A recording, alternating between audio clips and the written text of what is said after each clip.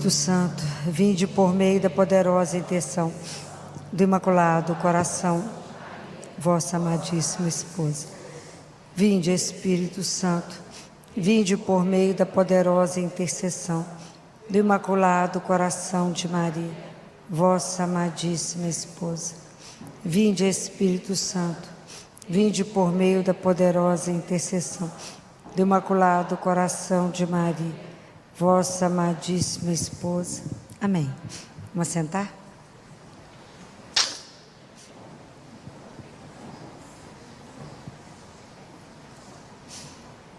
Quem está aí atrás, se quiser vir aqui para frente, tem cadeira aqui na frente. Quem está com a palavra de Deus, abra em Mateus, já está aberto, né? Capítulo 22, vocês já estão ficando espertos.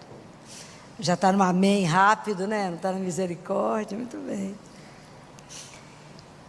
Dessa parábola de domingo, de Mateus, eu quero que vocês grifem uma frase, que é a frase que nós vamos conversar.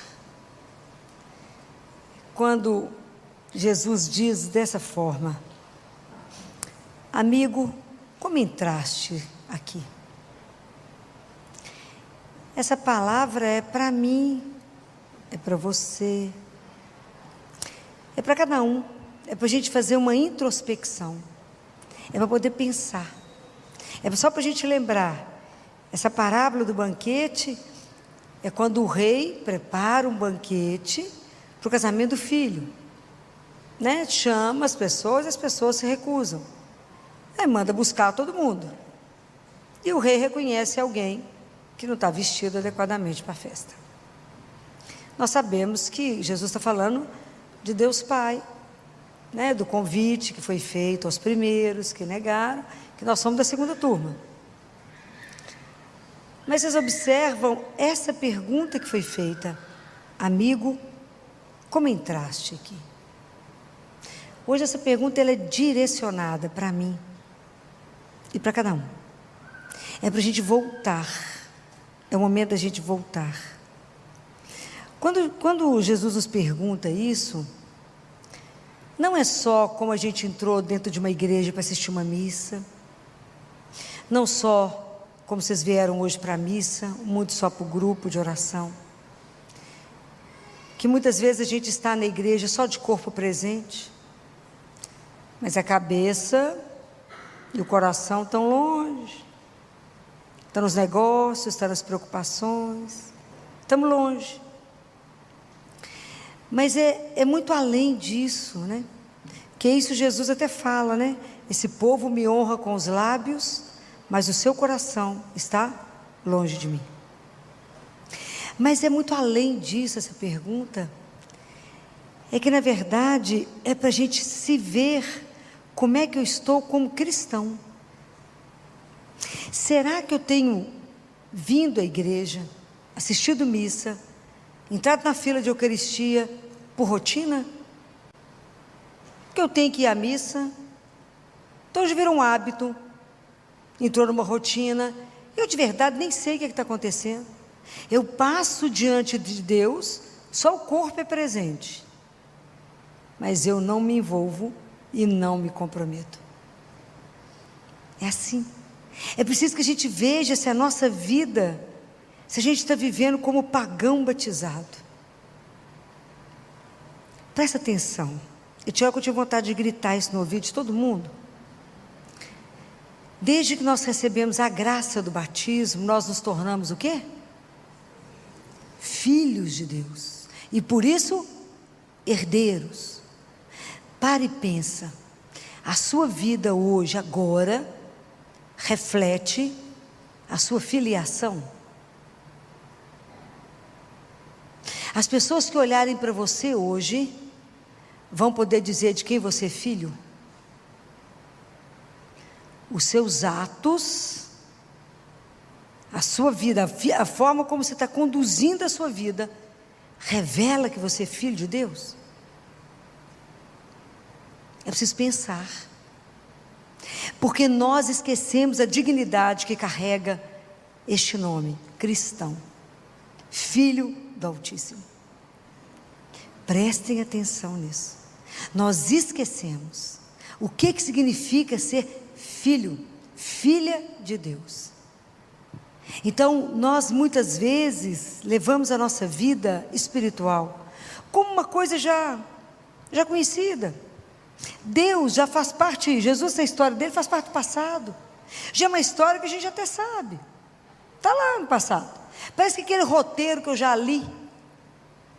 Compreende? Eu já sei. Mas não se envolve. A gente não faz a experiência de um Deus que é vivo. E quando eu falo vivo, é vivo. Corpo e alma. Só a gente não vê, mas está aí.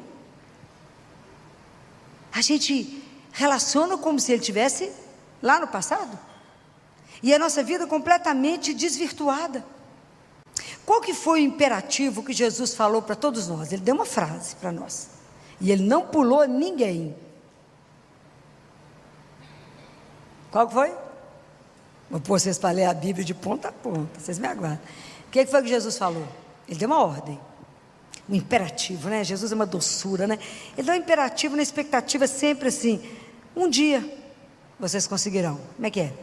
O que Deus Pai falou para Abraão? Ninguém lembra?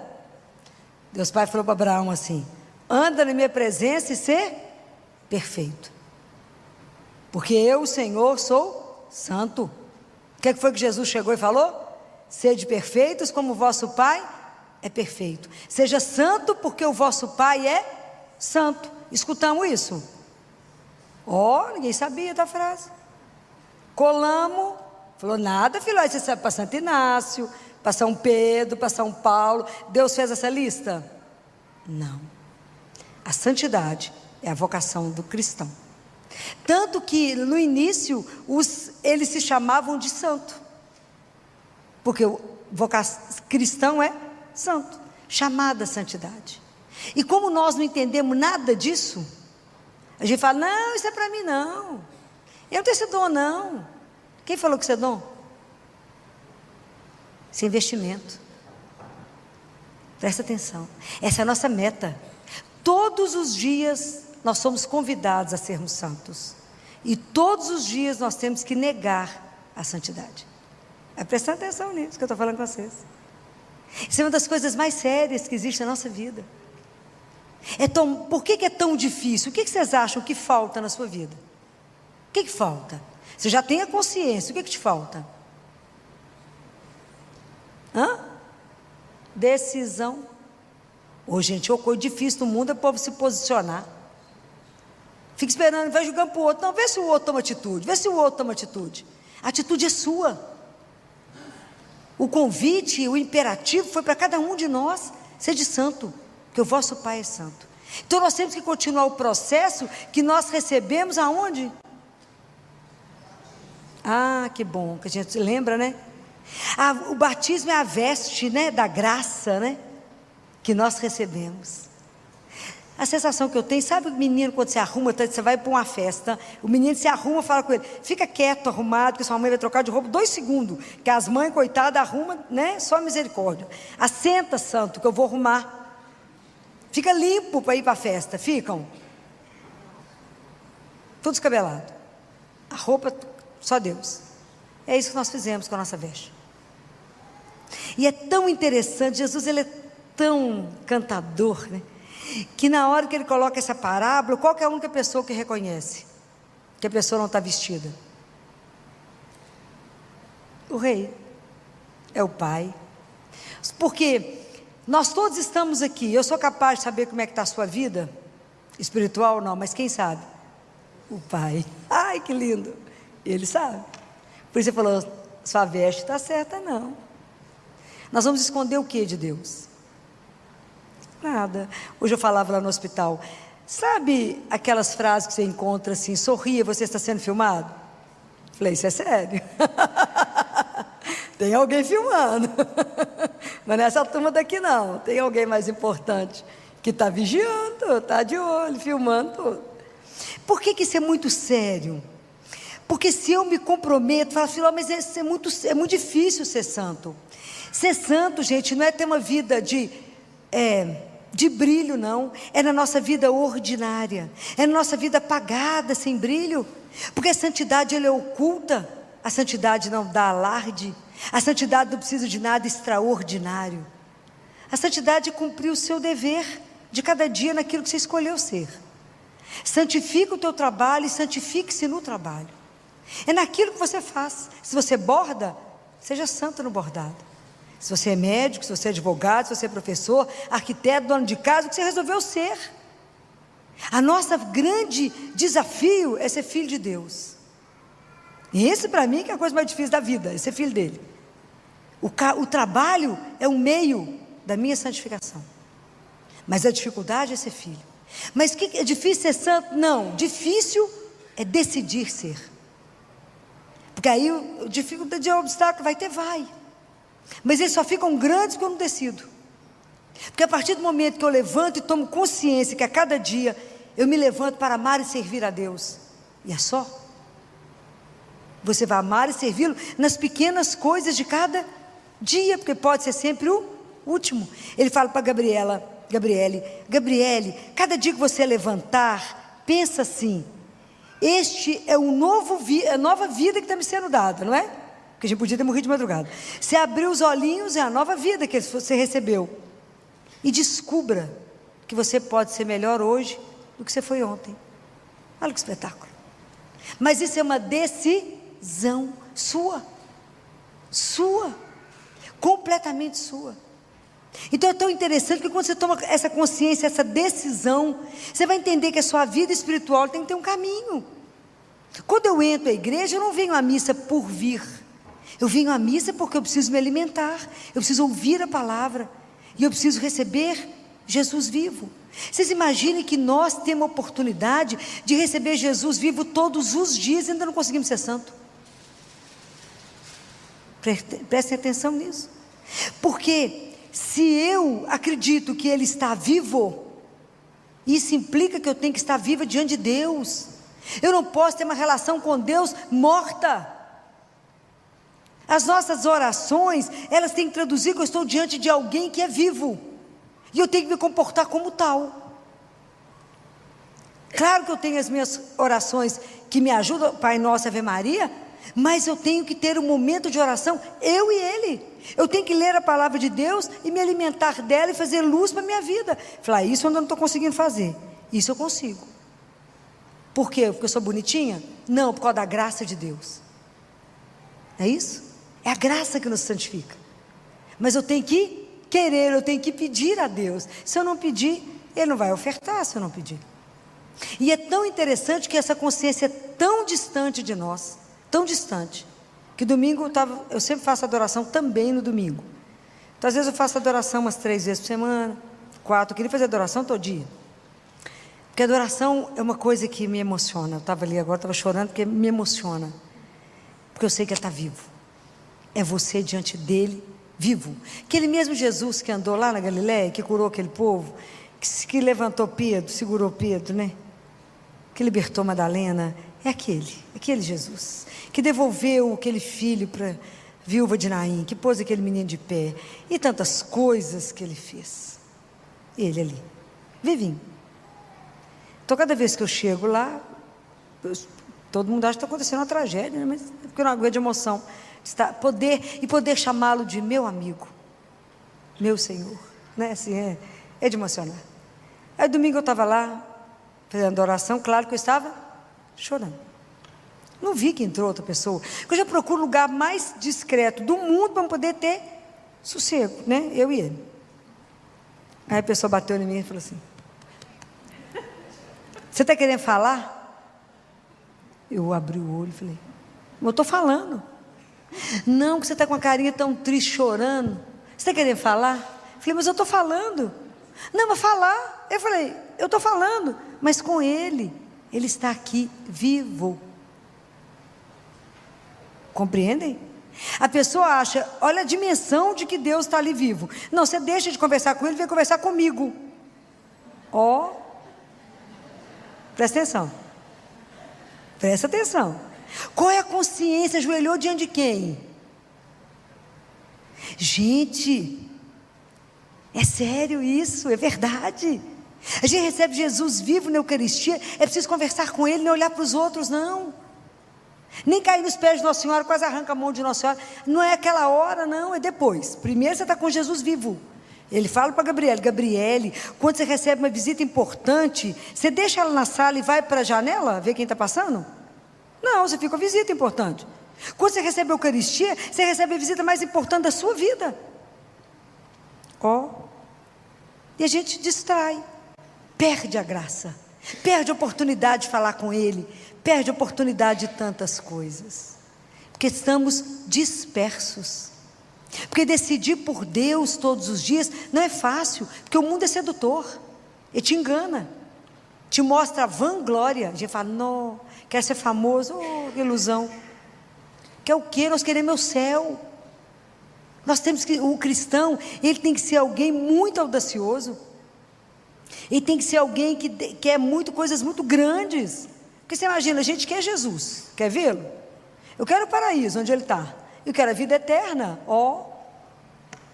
Presta atenção em alguém que quer tanto alguma coisa. E isso é muito grande.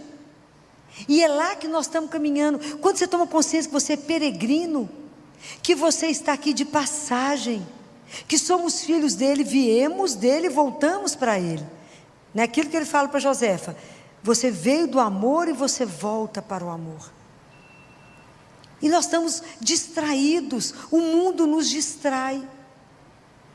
E nós temos que voltar e falar: oi, eu tenho que me acertar, eu tenho que ter vida de oração, eu preciso rezar o meu terço, eu preciso de ter um momento só eu e ele, eu preciso de, se possível, a graça da Eucaristia diária, de confissão mensal. O que é tão maravilhoso confessar? Primeiro, como diz Padre Pio, o único lugar que você entra como culpada, você se afirma culpada e sai inocente. E a outra coisa que eu vou dizer para vocês aproveitem essa frase: Deus perdoa esquecendo. Tudo que vocês perdoarem aqui, vocês não vão ter que falar nada com Ele, porque Ele nem lembra. Aproveita e perdoa. Fala tudo, vai lá na infância. Francisco era bonitinho demais, né? Foi o primeiro que morreu, dos 3 lá de Fátima. E na noite que ele ia morrer, na madrugada, ele manda chamar a Lúcia. E a Lúcia fala: não, Francisco se mandou chamar, está morrendo. Chegou lá e falou: Francisco já está indo? Pureza de menino. Ele falou: daqui a pouco. Por que você mandou me chamar? Eu mandei te chamar, ver se você lembra de algum pecado que eu cometi, para chamar o padre. E de madrugada. Ela falou: eu sou boa ficar lembrando do seu pecado. Não, mas acorda a sua irmã, que ela é boa de lembrar. Que eu acho que outro dia você desobedeceu a sua mãe. Acho que é melhor confessar.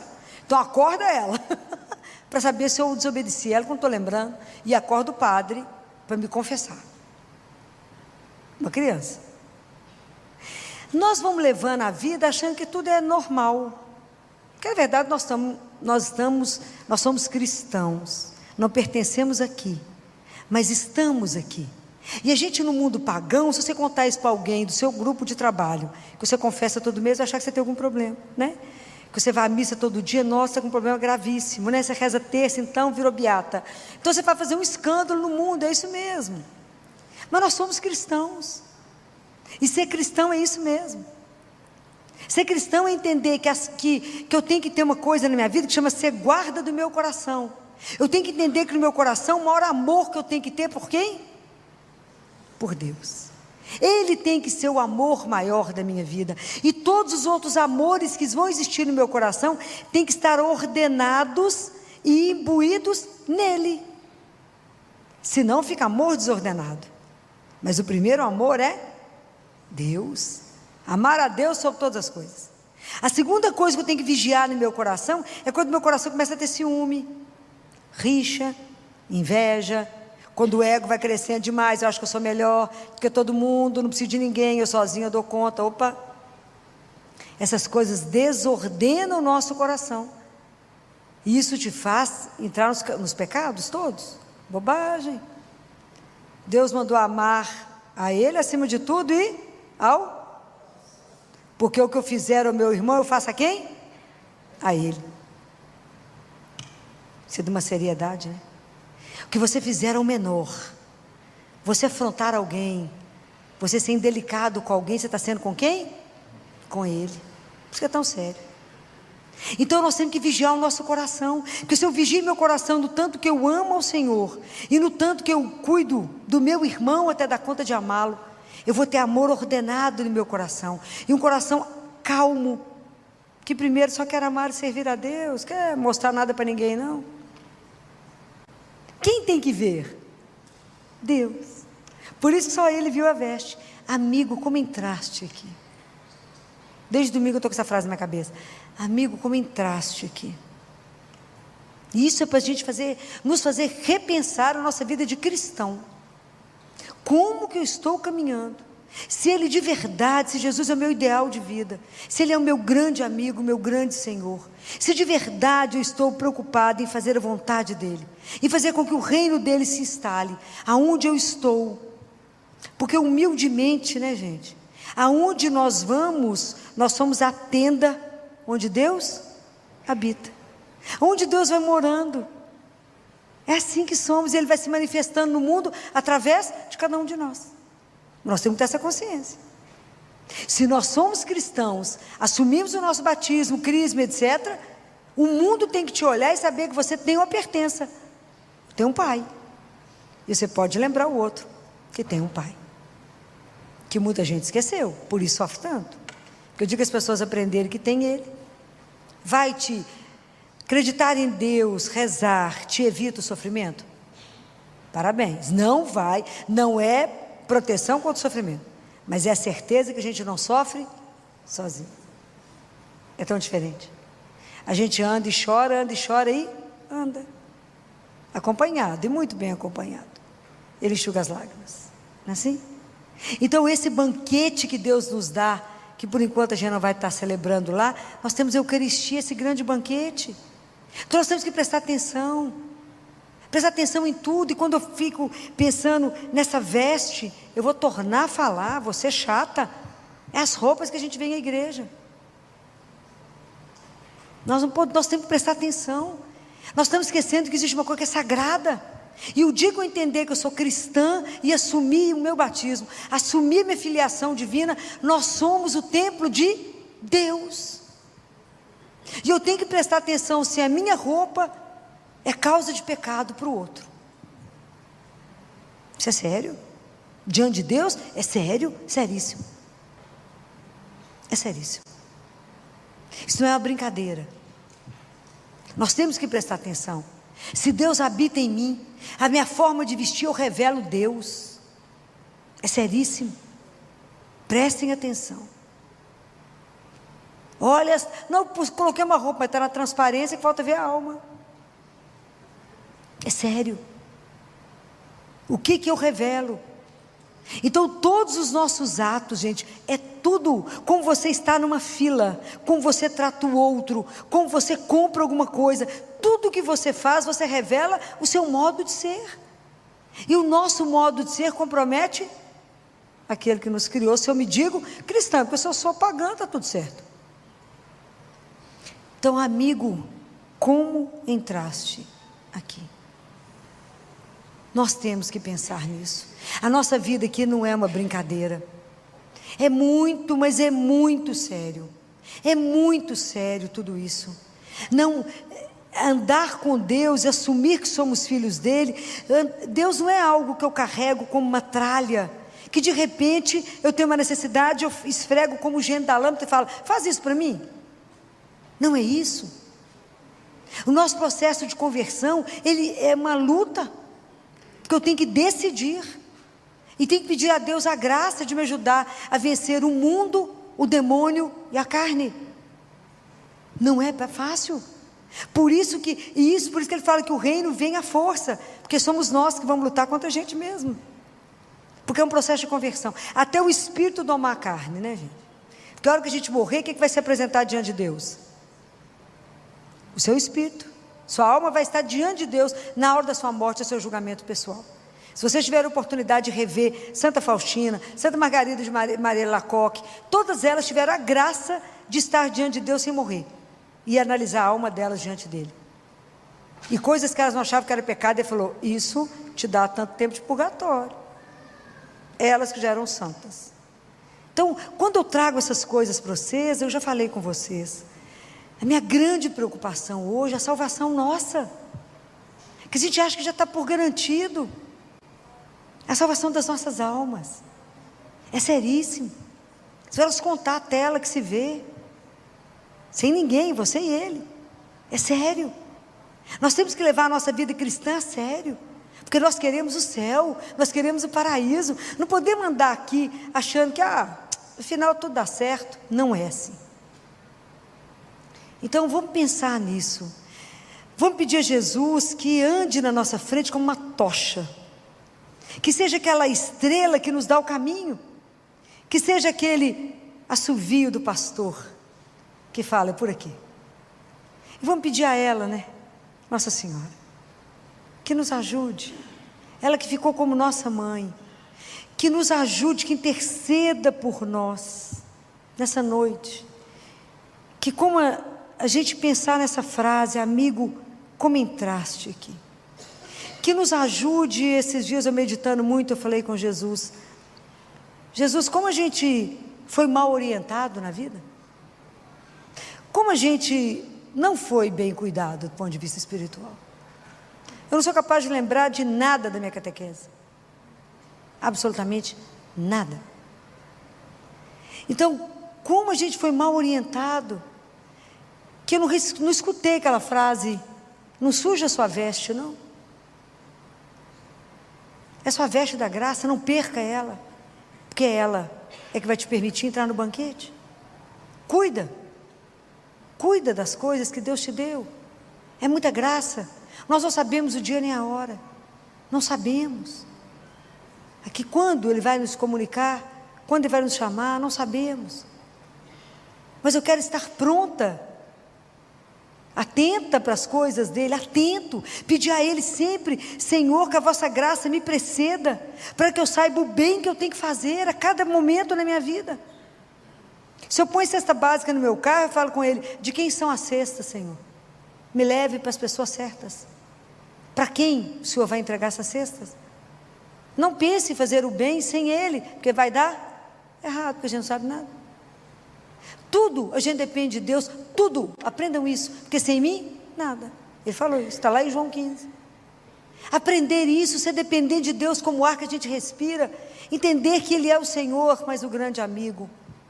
E pedir a ela, né, que meditou essas coisas todas no coração dela, que é a rainha dos santos, que sabe que todos nós fomos convocados à santidade, que nos ajude a vivermos e cumprirmos a palavra do Filho dela: sede santos, porque o meu Pai é santo, porque o vosso Pai é santo. Então que nessa noite, né, Nossa Senhora olhe para a nossa miséria, se compadeça do estado que nós ainda estamos como cristão, apesar de tantas eucaristias, apesar de tantas confissões, nós ainda não decidimos a ser cristão de verdade, porque o dia que formos, nós vamos pôr fogo no mundo, que é o fogo do amor, né? É o fogo do mundo. Vamos pedir a ela que olhe agora, nesse momento, como ela intercedeu por tantos, e continua intercedendo por tantos, que nesse momento ela olhe para nós com um olhar de mãe, porque mãe, ninguém esconde nada de mãe, né? Ninguém. Então que ela olhe para nós, mesmo que a gente não fale, ela sabe. Ela olha para cada um e fala com Jesus: esse precisa de tal graça, esse de tal, esse de tal, para que eles possam ser santos, conforme Ele nos pediu. Vamos pedir a Nossa Senhora que volva para nós o olhar dela. Salve, Rainha, Mãe de misericórdia, vida, doçura, esperança, nossa sal.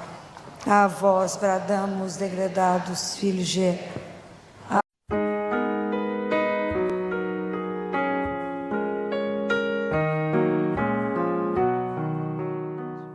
Olá, sejam bem-vindos à Paróquia Nossa Senhora Rainha, no bairro Belvedere, em Belo Horizonte. Hoje, no programa Palavra de Fé, a nossa convidada é a médica pediatra, doutora Filomena Camilo, com o tema Deus do Amor e da Gratuidade. Acompanhe. Então, hoje eu quero conversar com vocês, capítulo de Lucas 14. Eu quero meditar duas frases, dois versículos que Jesus falou no Evangelho de domingo. E Jesus me encanta, né? A doçura dele é algo que me encanta demais, porque da mesma forma como naquela época, ele assentou, observou as pessoas, como é que elas se comportavam num jantar. Da mesma forma como ele ensinou, ele nos ensina hoje. Aquilo que ele falou serve para a gente hoje, porque ele ficava observando o comportamento humano. Então, a primeira frase que ele disse assim: quando fores convidado, vai sentar-te no último lugar. Vocês imaginem que Jesus estava observando o pessoal chegando para o jantar, e as pessoas brigando por estar nos melhores lugares.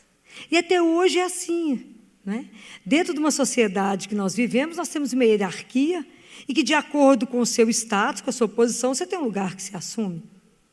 Mas o que Jesus quis nos dizer, quis revelar que o ser humano ele tem um afã de ser o melhor, de sobressair, de se mostrar diferente dos outros, de se colocar acima dos outros. Porque tem um desejo de brilhar, de aparecer, de falar, olha como é que eu sou bacana. Jesus falou, não, não é isso. Deixa eu explicar uma coisa para vocês. Não é bem assim. A necessidade de se sentir mais poderoso do que o outro, eu falo que isso começa desde pequenininho. Desde pequenininho. Tem gente que para na idade de 3 anos e permanece. Esses dias uma mãe pegou um menininho de 3 anos no quarto falando com um irmão de 5 meses. Contou o dedinho para ele e falou, deixa eu te explicar uma coisa. Quem manda nessa casa primeiro sou eu. Depois é o papai. Depois é a mamãe e por último é você. Você é o último de todos. 3 anos de idade. Mas nós crescemos achando que estamos lá com 3 anos de idade. Eu sou o mais importante, o mais bacana, adoro um aplauso, adoro passar as pessoas me reconhecer e falar, viu fulano, viu como é que ela está bacana? Reconhecer que aquela roupa faz um diferencial.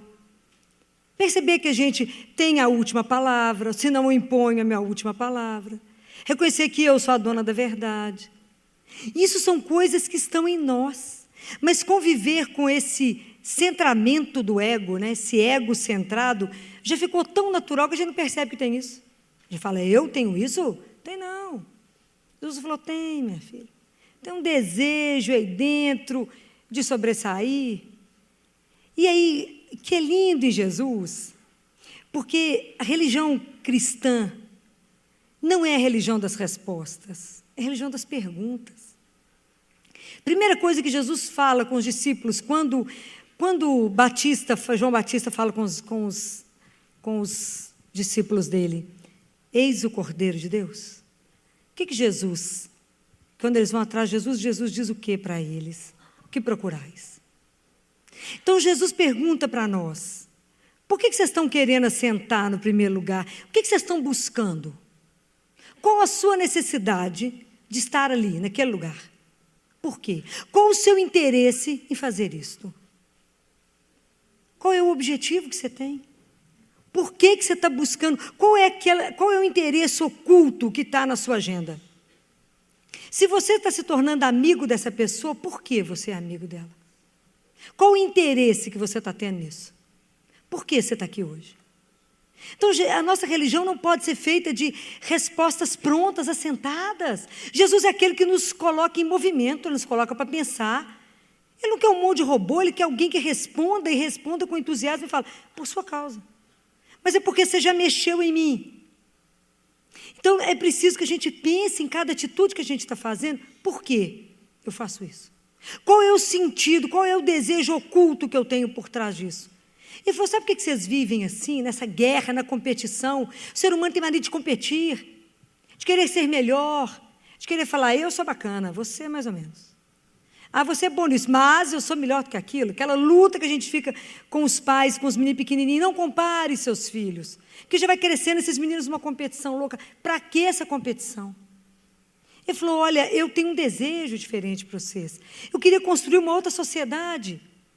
Uma sociedade fraterna, que vocês possam entender que vocês são irmãos. Mas enquanto vocês não reconhecerem a verdadeira identidade de vocês, vocês se reconhecem no ego. E o ego é que move vocês. E a primeira necessidade básica do ego é de ser reconhecido. Então ele faz tudo para aparecer. Ele fala, opa, está me vendo aqui?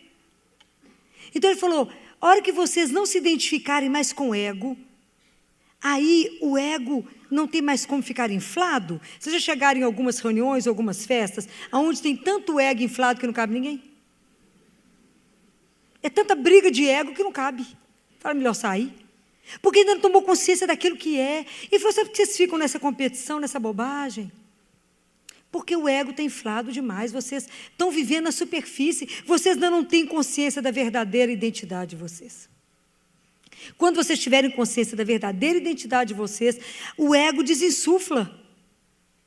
E aí cabe todo mundo. E aí vocês vão vendo que essas coisas ridículas, que sustentam vocês, caem. Não serve para nada. Para que eu vou achar que a gente é melhor do que os outros? Que bobagem.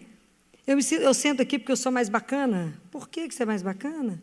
Temos o mesmo pai. Somos irmãos e só temos um único mestre. Qual é o nome dele? É Jesus. Esse sim, é o nosso único mestre. Então Jesus observava e falou, eu queria fazer de vocês uma sociedade onde vocês fossem fraternos, fossem irmãos. Onde vocês conseguissem cuidar uns dos outros. Onde vocês não competissem. Onde vocês não precisassem diminuir o outro. Então, por isso eu convido vocês a ir para o último lugar, porque o último lugar foi o que ele fez.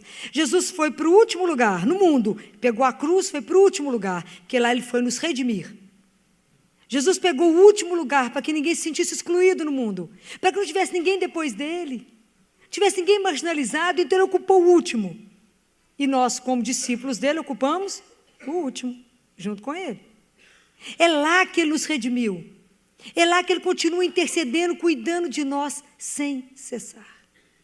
Ele continua ali. Mas será, a gente fica pensando, será que é possível viver desinteressadamente? Será que é possível? Será que é possível fazer as coisas e não pensar em recompensa? Será que numa sociedade onde a gente está acostumado somente com aquilo que é pago, eu pago por alguma coisa, viver a gratuidade? Porque a gratuidade por si só, a definição disso é aquilo que eu não compro nem vendo. Quando é que eu consigo viver a gratuidade? Quando eu tomo consciência daquilo que eu sou. Que a gratuidade é um gesto de liberdade. É quando eu estou mergulhada em mim. Quando eu entendo que eu sou filha do Altíssimo. E que Deus me ama tanto, onde eu sou enxertada nesse amor dele, essa consciência do amor de Deus é que está escrito na segunda carta de São Paulo aos Coríntios, no capítulo 5, no versículo 14, está escrito assim, o amor de Deus por nós nos constrange. Porque ele nos ama tanto, mas ama tanto sem medida, sem cobrar, sem preço, que quando eu tomo consciência de que eu fui redimida por esse amor, sou amada, sou uma filha amada, eu me nutro nesse amor e vou viver o amor com o outro. E aí eu consigo fazer a gratuidade. Mas enquanto eu não tomo consciência disso, eu não consigo viver a gratuidade. Eu vou cobrar por tudo. O caminho da gratuidade é fácil? Não. Porque nós estamos numa sociedade difícil. Então, se você faz uma coisa gratuita, as pessoas começam a desconfiar de você e falam, o que será que ela está querendo? Tem algum interesse por trás. Não faz nada de graça. Por que o outro faz de graça? Igual as crianças, quando eu dou a amostra lá no consultório, falam, mas você não vai cobrar nada, tia Filó? Mas você não vai ficar pobrinha? Às vezes você vai ficar pobrinha se você está dando amostra. Você não vai cobrar nadinha, não, nadinha. Até os meninos já são desconfiados com esse assunto. Então, aprender a gratuidade, esse gesto que eu cuido do outro, é diferente. Porque tem uma diferença, gente, entre querer. Falo, não, Filó, eu faço por causa de Jesus, eu faço um monte de obra social. Então, eu tenho um ativismo. E eu faço tantas coisas, eu faço tantas refeições, a gente corre demais, cuida de um tanto de coisa. Mas eu queria dizer uma coisa que vai ser triste de ouvir. Que não adianta eu correr, ter um tanto de atividade, fazer um tanto de coisa, se em nada disso que eu faço tem amor. É a carta de São Paulo. Eu posso ser queimada viva. Se eu não tiver amor naquilo que eu fiz, resolveu? Nada. Isso tem que ficar muito claro, porque eu não tenho que dar ao outro alguma coisa, para que eu não possa humilhar o outro, mesmo que a situação dele seja a mais humilde naquele momento. Não é uma coisa que eu tenho que dar, eu tenho que me dar. Compreende? A diferença é no amor, eu tenho que entender que somos irmãos. Essa é a grande diferença. Por que eu estou falando que isso é diferente demais? Porque Jesus veio falar para nós do protocolo do cristão. O protocolo do cristão é ser sempre o último, considerar que o outro é mais importante, ceder. Às vezes a gente está no trânsito, não tem sempre alguém que acha que é mais esperto, quer dar um nó, quer passar na frente. Para que disputar? Para o carro e fala, você deve estar com mais pressa? Vai em paz. Faça isso. Às vezes a gente começa a disputar também, esquece que é cristão. Ele ainda não entendeu que a gente é irmãozinho. Mas enquanto ele não entender, a gente vai fazer a nossa parte. Para poder ir mostrando as coisas. Mas quando eu tomo consciência desse Deus que me convida a estar nesse mundo, da mesma forma como recebo de graça esse amor, a praticar o amor, essa via é difícil, porque eu preciso da oração. Porque eu tenho que exercer os meus atos de gratuidade com Ele. E é por Ele no meu irmão. Então eu tenho que falar, Senhor, esteja comigo naquilo que eu vou fazer por Ele. Eu faço esse ato de amor com o Senhor, por você, com Ele, nele. É assim. Eu falo, Senhor, esteja comigo, abençoa essa obra, que ela é de amor por sua causa. E às vezes a gente acha que nós somos responsáveis para salvar o mundo. E eu é que tenho que fazer tudo. Então nós temos que ter muito cuidado com o nosso ativismo. Eu faço, acho que eu tenho que fazer um monte de coisas. Eu queria lembrar que nós somos apenas um instrumento na mão de Deus. Apenas. Então, se você se acha pronto para ajudar alguém, lembre que até a questão do ato de ajudar não é nosso. Mas nós podemos fazer alguma coisa por alguém porque Deus nos deu um dom. Então, o ajudar alguém é graça. Primeiro para mim, depois para o outro. É entender que eu não tenho essa graça em mim, mas é Deus que me capacita para. E eu só vou fazer aquilo que Ele permite fazer, naquele grupinho. Então, o Senhor precisa de mim ali. E não eu achar que eu tenho que resolver o mundo inteiro, não. Isso é porque a tentação de ou achar que eu tenho que resolver e cuidar, e resolver o mundo, cuidar do mundo, porque Deus está dormindo, não está vendo as coisas. Ou eu caio no desânimo de falar, é coisa demais para fazer, deixa do jeito que está. Não, eu tenho que apresentar ao Senhor e falar, se eu estou nas mãos dEle, fala, Senhor, eu vou ser seu instrumento, aonde? Aonde Ele te colocar, aonde Ele te permitir, até quando Ele permitir, até quando a sua saúde permitir, até quando a graça dEle te permitir, até quando e onde Ele te der a força necessária para você fazer por Ele. Compreende, então, a gente só faz as coisas com o Senhor. E tudo que a gente acha que vai fazer sem Ele, não dá certo, é vazio.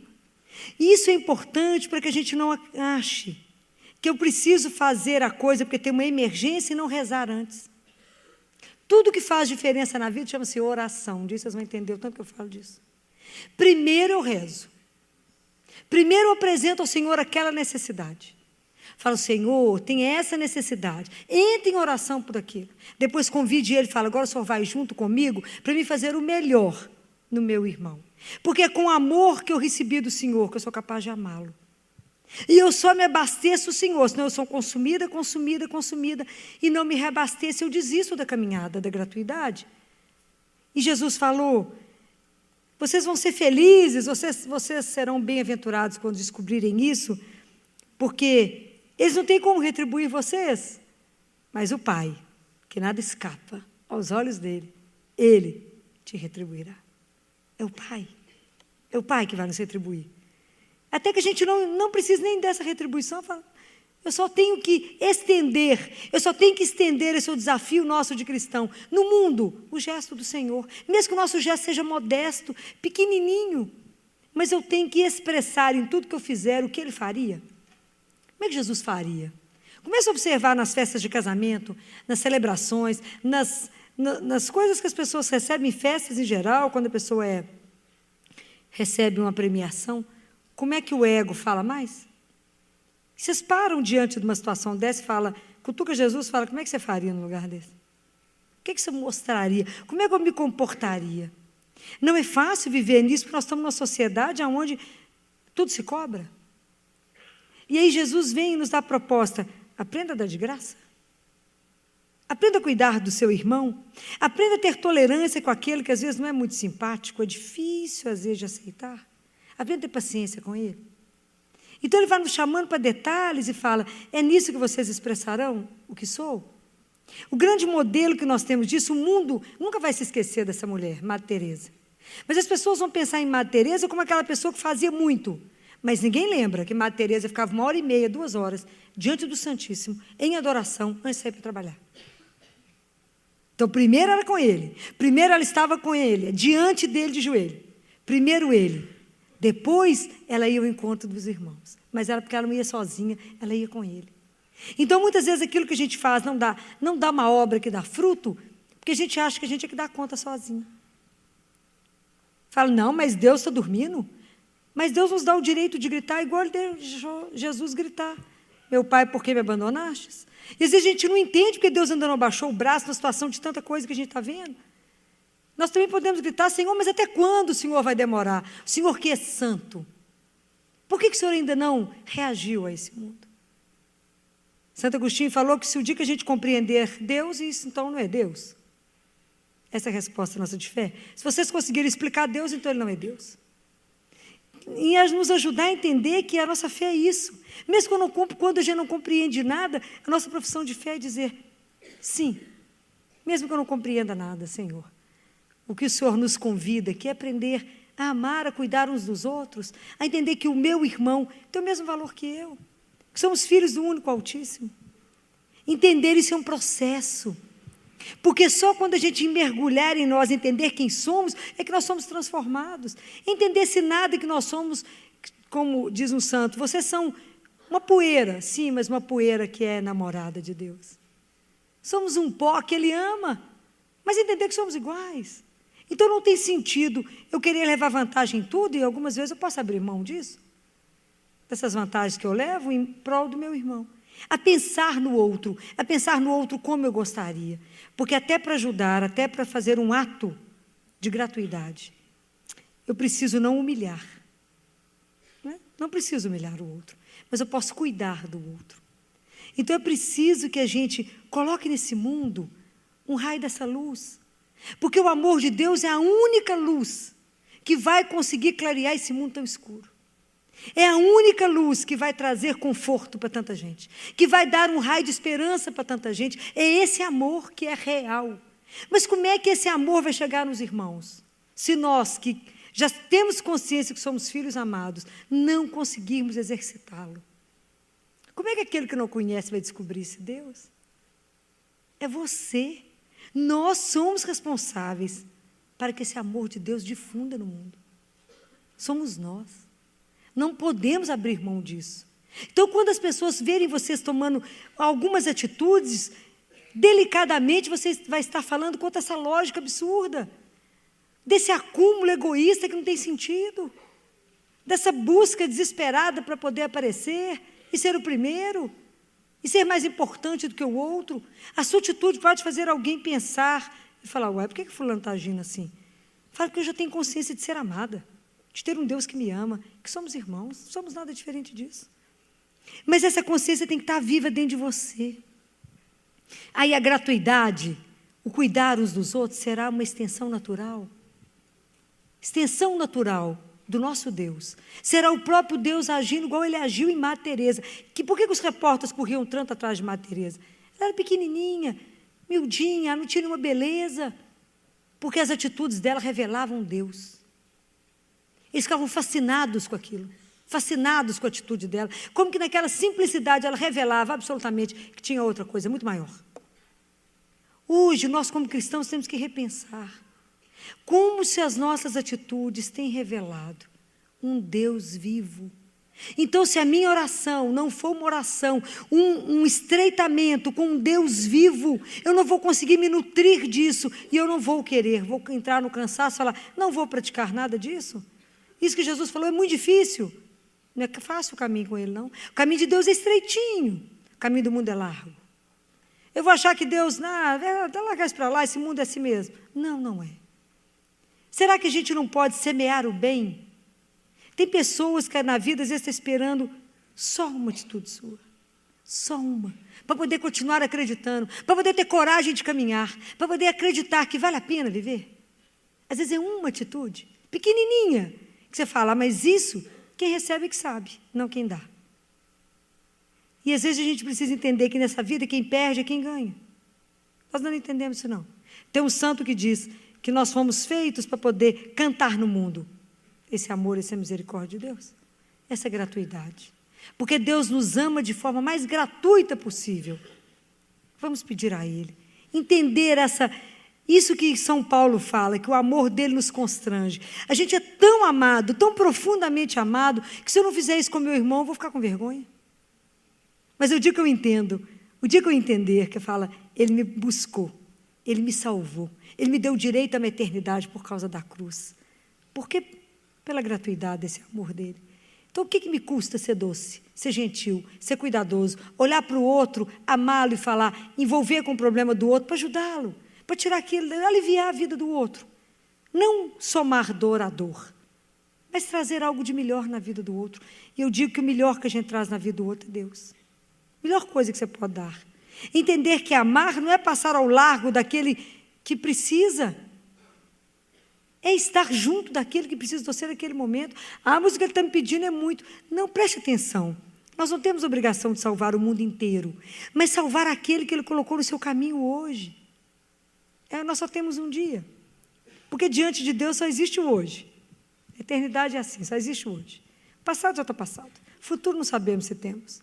Hoje. Então, hoje o Senhor colocou aquela pessoa difícil no meu caminho. Fala, Jesus, me ajude a amá-lo, a colocar alguma coisa doce na vida dele, como o Senhor colocou na minha. À medida que vocês forem recebendo e percebendo tantos detalhes de gratuidade que nós temos no nosso dia, na nossa vida, nós vamos ficar envergonhados de não dar, de não retribuir da mesma forma. Retribuir a quem? A Deus. Como é que eu posso fazer para pagar tanto que Ele me ama e cuida de mim? Amando e cuidando do irmão. Não tem outro jeito. É assim. Fala, Filô, mas você é exagerada para dar as coisas, às vezes quando vou dar a amostra. Fala, mas é porque eu tenho um pai exagerado. A gente aprendeu com ele que ele é Deus da abundância, então a gente não consegue dar pouco, porque ele é exagerado. Ele é assim conosco. É um desafio, é um desafio. Trazer esse amor ao mundo, essa luz ao mundo, é o desafio de cada um de nós cristãos que estamos aqui. De ser mais doce no mundo, de amar mais, de não preocupar, perdoar sem exigir, às vezes a gente perdoa, mas eu te perdoo se... Deus não pôs condição para nos perdoar. Perdoa. Ama porque ama. Esse é um exercício, dos mais difíceis, mas é um convite. É uma proposta de Deus para nós. Vocês acharam que ele estava falando só do banquete? Não, ele está falando da vida. Ele está falando, eu te proponho caminhar fazendo diferença nesse mundo. Caminhar revelando que existe um Deus de amor. E que a única moeda que pode existir entre vocês é amor. Difícil, não é fácil. Mas é a oração. É o contato diário com esse Deus vivo. É que nos vai dar força e coragem para viver isso. Não pense assim, não vou fazer isso por ele, não. Malandro. Você que não gosta de nada. Se Deus fosse olhar para nós, para a nossa vida, o que Ele nos daria? Muitas vezes nada. Então, não podemos olhar para o outro com o nosso olhar, mas pedir a Jesus, Jesus, me ajude a olhar para essa pessoa que é tão difícil com o seu olhar, para que eu possa ter na vida dela os mesmos gestos que o Senhor tem na minha. E quem sabe assim, ela poderá te descobrir. Quando ela virar para mim e falar, por que você é assim comigo? Por que mesmo eu fazendo tanto mal para você, você é bom para mim? Falo, porque eu tenho uma escola, tem alguém que me ama tanto, que eu fico com vergonha de não corresponder da mesma forma. Eu fico constrangida de não amar. Porque o que temos é um amor puro, sem condição. Ele não faz nenhuma condição para nos amar. Que a gente possa aprender isso dele. Pedir a ele essa noite, Jesus nos conceda essa graça. A graça de aprender a viver na gratuidade, porque foi na gratuidade que fomos resgatados, somente por amor. Que a nossa vida possa revelar exatamente esse Deus do amor e da gratuidade. Esse é o nosso convite para essa noite. A doutora Filó hoje nos fala daquela passagem que fala assim, quando você for convidado para uma festa, não senta no primeiro lugar não, senta mais lá atrás, porque vai que tem alguém mais importante do que você, para que ninguém te tire de onde você sentou. Essa passagem, ela nos ensina sobre humildade, sobre entendermos o que é mais importante. E Jesus nos ensina que o outro sempre é mais importante do que nós. O outro sempre é mais importante. Nós viemos para servir. Nós estamos aqui para servir. A doutora Fila hoje vai falar isso o tempo todo. Que a gente tem que servir, que a gente anda num mundo que todo mundo tem um ego muito grande e que a gente precisa ser reconhecido, nosso nome tem que aparecer. Sabe de uma coisa? Nosso nome tem que aparecer no livro da vida. O nosso nome tem que aparecer só para o Senhor. O resto, tudo é bobagem, tudo vai passar. A única coisa que vai ficar é o tanto que nós amamos e estivemos com o Senhor. Porque no momento final estaremos só eu e Ele, só você e Ele. Só isso que vai interessar. Por isso é importante a oração. E a oração que trabalha isso no nosso coração. A doutora Filó vai falando que através da oração, Deus vai nos fazendo humildes. Deus vai nos colocando no nosso devido lugar de quietude, de oração, no escondido. Deus é silêncio, Deus é brisa leve. Ele não quer ser reconhecido, estar com luzes e holofotes, não. Então a nossa oração hoje é essa, pedindo ao Senhor que tire o nosso ego, que tire o nosso eu, que muitas vezes teima em brigar, em aparecer, e que só Ele apareça. Assim como João Batista disse, o que importa é que Ele cresça e que eu diminua. Vamos rezar? Senhor, assim como João Batista falou, nós queremos falar. Importa que o Senhor cresça, importa que o Senhor apareça e que nós diminuamos. Trabalha o nosso ego, Senhor, trabalha o nosso coração. Queremos servir somente a Ti, queremos ser reconhecidos somente por Ti. O resto, nos ensine e coloque no nosso coração que um dia tudo isso vai passar. E a única coisa que vai ficar é o tanto que nós tivemos com o Senhor, o tanto que o Senhor pôde nos usar. Usa, Senhor. Usa as nossas mãos, usa os nossos olhos, usa os nossos ombros, usa o nosso sorriso. Somos Teus, Senhor, inteiramente Teus. Faz conosco, dá-nos da maneira que o Senhor quiser e a quantidade que quiseres. Amém? Se você gostou desta palestra, você pode adquirir na loja NS Rainha, que fica localizada na Rua Modesto Carvalho de Araújo, número 227, no bairro Belvedere, em Belo Horizonte. Ou também pelo telefone 3286-3034, ramal 31. E você também encontra nas lojas Paulinas ou nas lojas Mãe da Igreja. Fiquem com Deus e até a próxima!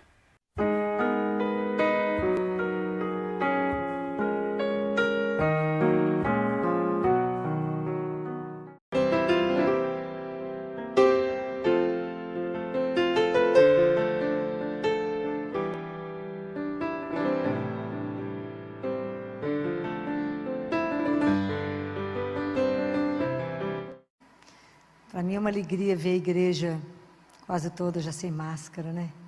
Que alegria ver a vida voltar, né? Que alegria ver as pessoas a gente poder ver os sorrisos dos outros, né? Que alegria, né? Isso para mim é um presente. Então hoje eu quero conversar com você sobre o Evangelho de João, capítulo 21, que foi lido domingo. Todas as vezes que a palavra de Deus for lida, gostaria que vocês prestassem muita atenção,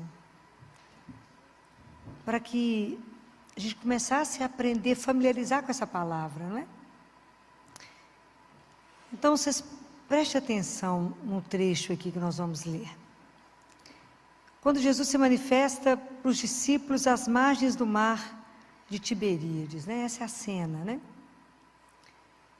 O que acontece é que Jesus tinha morrido, já tinha ressuscitado, já tinha aparecido algumas vezes para os discípulos. Mas vocês imaginem, esses homens, eles eram pescadores, Jesus apareceu, fez uma proposta, mostrou coisas, eles viram coisas, falou palavras que ficou, como diz Pedro, aonde iremos, Senhor, se só Tu tem palavras de vida eterna.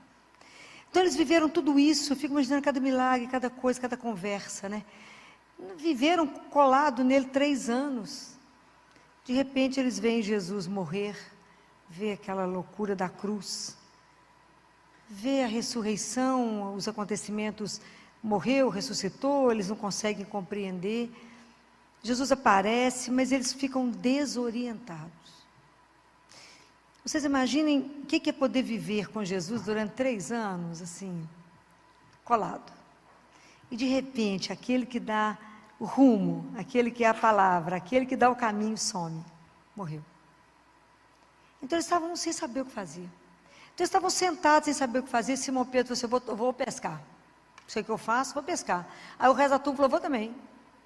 A cena é essa. Eles não sabiam o que fazer. Voltaram, né? Voltou para o começo. O que sabia fazer? Pescar. Pegaram as redes, foi embora para o barco e foi pescar. Então Simão Pedro falou: vou pescar. Eles falaram: nós também vamos. Saíram e foram para o barco. Quem estava lá? Estava Pedro, estava Tomé, eu já falei com vocês que é o nosso irmão gêmeo, semana passada falei com vocês. Natanael, os filhos de Zebedeu e 2 outros, que eram os que eles citam aqui. Passaram a noite inteira pescando, conseguiram? Nada. Quando amanheceu, Jesus estava de pé na praia, mas os discípulos não sabiam que era ele. Aí Jesus pergunta: moços, jovens, por acaso vocês têm alguma coisinha para comer? E eles responderam: não. E Jesus disse: lançai a rede à direita do barco e achareis. Lançaram então e já não tinham força para puxá-lo por causa da quantidade de peixes. Então João fala para Pedro: é o Senhor. João estava nu, colocou uma roupa